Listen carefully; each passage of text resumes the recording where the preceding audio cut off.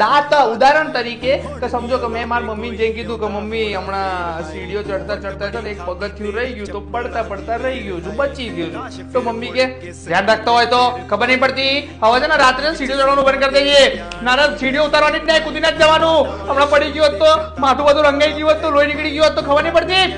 આટલું બધું બોલ દે. હજુ તો બાકી છે. પાછું મમ્મી ઉપર કોઈનો ફોન આવે, વાતચીત ચાલતી હોય ને વાતમાં એ વાત નીકળે તો કે કાલ છે ને મારો છોકરો છે ને સીડીઓ ચડતા ચડતા પગથિયું રહી ગયું ને તો બચી ગયો છે, હમણાં પડી ગયો હોત તો એનું માથું રંગાઈ ગયું હોત તો એકનો એક છોકરો છે મારો, કંઈક થઈ ગયું હોત તો હું તો એકલી પડી જાત ને, મારે કંઈ ખબર જ નહીં પડતી. એક લાઈવ ડેમો બતાવજો.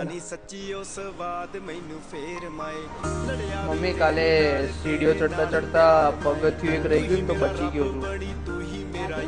ના કશું થયું નહીં, ખાલી બચી ગયું. પડી ગયો હતો ખબર નથી પડતી, હાથ પગ ભાગી જાય ખબર નહીં પડતી, એટલી બુદ્ધિ નહીં.